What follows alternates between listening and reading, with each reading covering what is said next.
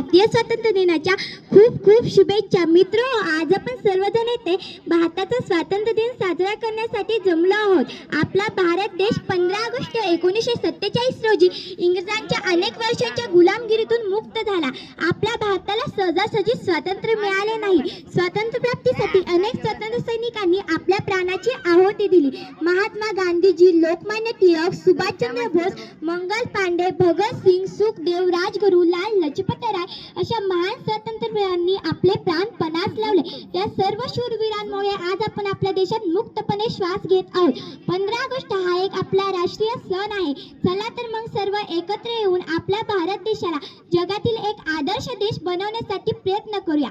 शेवटी मला म्हणावेसे वाटते, तिरंगा आमचा ध्वज उंच उंच फडकावून, तिरंगा आमचा ध्वज उंच उंच फडकावून, प्राणपणाने लढू आम्ही, शान याची वाढवून. धन्यवाद. जय हिंद, जय भारत. पूर्ण विश्वात तो दिवस अमर झाला. 15 ऑगस्टला आमचा, तुमचा, आपल्या सर्वांचा भारत देश स्वतंत्र झाला. आजच्या दिनी माझे गुरुजन, शाळेचे मुख्याध्यापक, सर्व शिक्षक वृंद व माझे प्रथम दैवत, आद्य गुरु तथा मुख्य मार्गदर्शक माझे आई वडील, मी कुमारी सानिका संजय बनगर, आदर्श जनता विद्यालय बनगरवाडी, महाबळेश्वरवाडी या ठिकाणी 9वीच्या वर्गात शिकत आहे. सर्वांना स्वातंत्र्य दिनाच्या हार्दिक शुभेच्छा. मित्रांनो, स्वातंत्र्यानंतर 26 जानेवारी 1950 रोजी राज्यघटना अंमलात आली. कारण स्वराज्यानंतर स्वराज्याची स्वप्ने भारतीय जनता पाहू लागली. पंडित जवाहरलाल नेहरू, लाला लजपत राय आणि सरदार वल्लभभाई पटेल यांच्या नेतृत्वाखाली भारत सुखाने नांदेल असे दिसू लागले.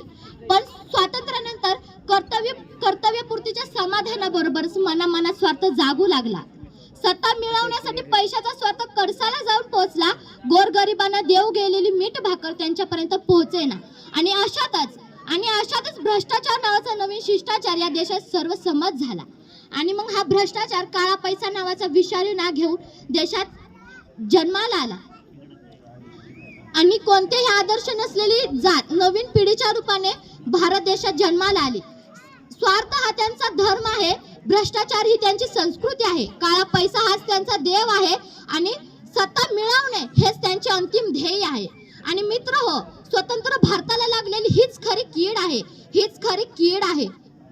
आणि निवडणूक हा त्यातील वैध आणि सोपा मार्ग ठरला. सरकारी कचेऱ्या, न्यायालये, शिक्षण संस्था, विवाह संस्था, वैद्यकीय क्षेत्र अशा सर्व क्षेत्र स्वार्थ आणि भ्रष्टाचार हातात हात घालून वावरत आहे. या देशात समाज प्रतिष्ठा नियत आहे. डॉक्टर बाबासाहेबांनी लिहिलेल्या घटनेत अहिंसा हा देशाचा पाया होता, धर्मनिरपेक्ष हा त्याचा दावा होता. तिथंच धर्माच्या नावाखाली रोज हिंसेचा कल्लोळ उठू लागला. देशप्रेमाच्या आडी जाऊन आपल्या पूर्वजांनी जिथे आपले रक्त सांडले तीच माती स्वार्थाच्या आणि भ्रष्टाचाराच्या होणाऱ्या रक्तपातात रोज भिजू लागली. इंग्रजांनी केलेली हत्या कान परवडली, कारण ते परकीय होते. पण इथं आपल्याच देशात, आपल्या स्वकीय देशात दिवसाढवळ्यात हत्या कान होऊ लागली. मित्रांनो, आपल्या महापुरुषांनी राज्यघटना निर्माण केली.